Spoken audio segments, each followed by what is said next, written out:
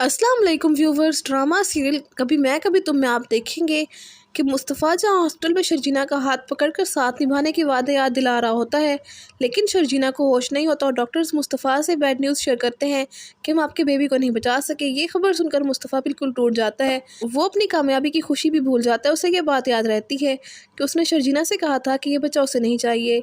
ये बात उसने गुस्से में की थी और ऐसा बिल्कुल भी वो नहीं चाहता था। इसीलिए मुस्तफ़ा खुद को कोस रहा होता है और सोचता है कि शर्जीना को होश आएगा तो मैं उसे क्या जवाब दूंगा। मुस्तफ़ा बहुत ज़्यादा रो रहा होता है, लेकिन उसके पास कोई अपना मौजूद नहीं होता जो उसे सहारा दे सके। दूसरी तरफ शर्जीना की माँ को बहुत बेचैनी हो रही होती है और वो शर्जीना के बाबा से कहती हैं कि मुझे शर्जीना की याद आ रही है, मुझे उसके घर ले चलें। तो उसके बाबा शर्जीना से मिलवाने के लिए उसकी माँ को लेकर निकल पड़ते हैं। वहाँ जाकर देखते हैं कि आगे घर लॉक होता है, तो मोहल्ले में किसी को भी मालूम नहीं होता कि शर्जीना और मुस्तफ़ा कहाँ पर हैं। जिसके बाद वो मुस्तफ़ा को कॉल करते हैं और जैसे ही मुस्तफ़ा फ़ोन उठाता है तो रोते हुए बताता है कि शर्जीना की तबीयत ख़राब है, मैं उसे रात से ही हॉस्पिटल लेकर आया हूँ। ये सुनकर शर्जीना की माँ और बाबा वहाँ परेशानी में निकल जाते हैं। दूसरी तरफ अदील रुबाब से बहुत गुस्सा होते हैं क्योंकि जिस तरह उसने सबके सामने उसके और उसके माँ बाप की इंसल्ट की थी। तो अदील कहता है, रुबाब तुम होश में तो हो, ये सब तुमने क्या किया है?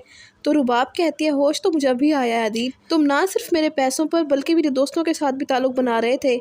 तो अदील आगे बढ़कर अपनी सफाई में कुछ बोलता है कि रुबाब तुम्हें कोई ज़रूर गलतफहमी हुई है। तो रुबाब उसे वहीं पर रुक जाने का इशारा करती है और कहती है, बस अदील अब बहुत हो गया, अब मैं तुम्हारी किसी बातों में नहीं आऊँगी, बहुत बेवकूफ़ बना लिया तुमने मुझे, लेकिन अब और नहीं, मैं अब एक सेकंड भी तुम्हें अपने घर में बर्दाश्त नहीं करूँगी। अदील की तो पहले ही रुबाब के सामने ज़ुबान नहीं चलती थी, अब तो उसकी सारी सच्चाई रुबाब के सामने आ चुकी है। तो अदील अब उसके सामने कुछ बोलने के काबिल ही नहीं रहा और वो सर झुकाकर खड़ा रहता है। रुबाब अदील से कहती है कि तुमने क्या सोचा था कि तुम मुझे धोखा देते रहोगे और मुझे मालूम नहीं होगा, लेकिन मैं भी रुबाब हूँ, उड़ती हुई चिड़िया के पर गिन लेती हूँ, तुम तो फिर इंसान हो और मुझे धोखे में रखकर तुम नताशा के साथ शादी के ख्वाब देख रहे थे, लेकिन मैंने तुम्हारे ख्वाब पहले ही तोड़ दिए हैं। अब देखो मैं क्या करती हूँ तुम्हारे साथ। दूसरी तरफ मुस्तफ़ा शर्जीना के माँ बाप को सब बताता है तो उन दोनों को बहुत झटका लगता है और उन्हें अपनी बेटी के लिए बहुत दुख होता है। शर्जीना को इतनी देर में होश आता है और मुस्तफ़ा इसके पास जाने के लिए आगे बढ़ता है तो शर्जीना उसे वहीं रोक देती है और कहती है, खबरदार मेरे करीब मत आना, मुबारक हो तुम्हें, तुम्हारी ख्वाहिश तो पूरी हो गई, तुम तो यही चाहते थे कि हमारा बच्चा इस दुनिया में ना आए, तो अब खुशियाँ मनाओ। मुस्तफ़ा शर्जीना को रोते हुए देखकर उसे बात करने लगता है। तो शर्जीना कहती है कि तुम मेरे मुजरिम हो मुस्तफ़ा।